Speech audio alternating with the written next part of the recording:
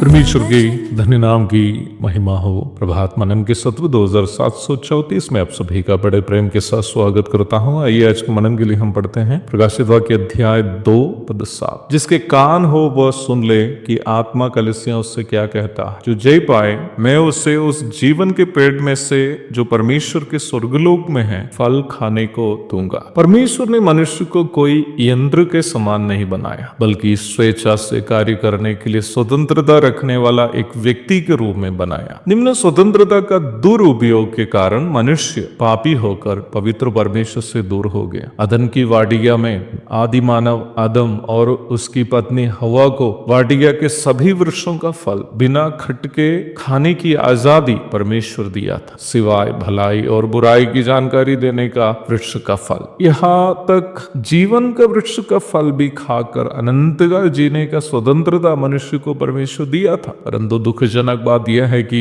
मनुष्य ने अपना स्वतंत्रता को उसी वृक्ष का फल खाने के लिए उपयोग किया जिसे खाने से परमेश्वर ने उसको मना किया। परिणाम स्वरूप मनुष्य मृत्यु के अधीन हो गए। उत्पत्ति के 2 एवं 3 अध्यायों में हम इस दुर्भाग्यपूर्ण घटनाओं को देखते हैं। पाप के कारण पवित्र परमेश्वर से दूर होकर परम मृत्यु अनंतकालीन आग की झील की ओर रफ्तार से बढ़ने वाले मनुष्य को उसके पापों से पवित्र करके परमेश्वर से पुनः मिलाने हेतु परमेश्वर के द्वारा तैयार किया गया परित्राण का पावन मार्ग है प्रभु यीशु मसीह, जो परमेश्वर का पूर्ण अवतार है। यीशु मसीह को अपना उद्धारकर्ता एवं प्रभु के रूप में मुंह से अंगीकार करते हुए मन में विश्वास करने वाला कोई भी पापी को परित्राण अथवा पाप क्षमा पूर्णतया सौजन्य रूप में आज उपलब्ध है। परमेश्वर का पवित्र शास्त्र ऊंची आवाज से कह रहा है, जिसके कान हो वो सुन ले। अर्थात इस परम सत्य को स्वीकारने या नकारने की आजादी तब तक मनुष्य को है जब तक परमेश्वर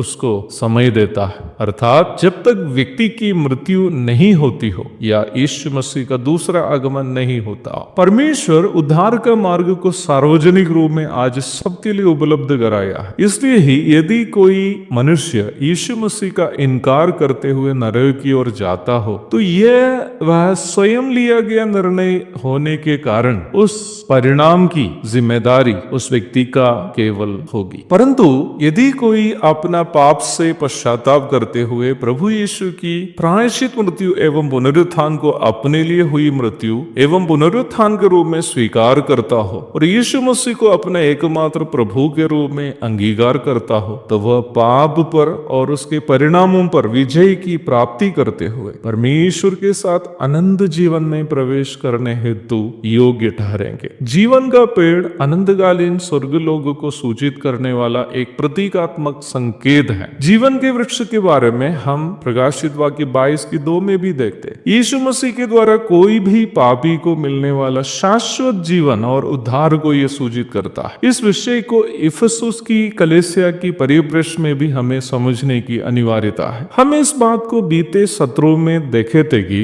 इफिसुस की कलीसिया में उन दिनों में झूठे शिक्षकों का सानिध्य था। बाद में इस कलीसिया पूर्णतया झूठी शिक्षाओं से प्रदूषित होकर बर्बाद भी हो गई। उद्धार का सही अनुभव हमें वचन की सही शिक्षा को मानने और उसके अनुसार अपने जीवन को सुधारने के लिए प्रेरित करता है, क्योंकि वचन की सही शिक्षा का पालन ही हमें यीशु मसीह के पवित्र स्वभावों के अनुरूप बदलता है। रोमी 6:17, इफिसियों अध्याय 4:14 से 16 तक। इसलिए ही वचन से और उपदेश से प्रेम नहीं करने वाला एक व्यक्ति व्यक्ति ये दावा नहीं कर पाएंगे कि वह वास्तव में उद्धार पाया है। तो अवश्य ये याद रखे प्यारो, वचन की सही शिक्षा से हमारा प्रेम और उसे अपने जीवन में लागू करने के लिए हमारी तीव्र इच्छा एक स्पष्ट प्रमाण है कि हम वास्तव में उद्धार पाए। ऐसे लोग इस बात पर सुनिश्चित रहे कि वे एक दिन प्रभु के संग स्वर्ग में जीवन के पेड़ से फल को अवश्य चखेंगे। एक और शुभ दिन की धन्य कामनाओं के साथ आज का मनन में यहाँ समाप्त करता हूँ। प्रभु आप सबको आशीष दे। आमीन।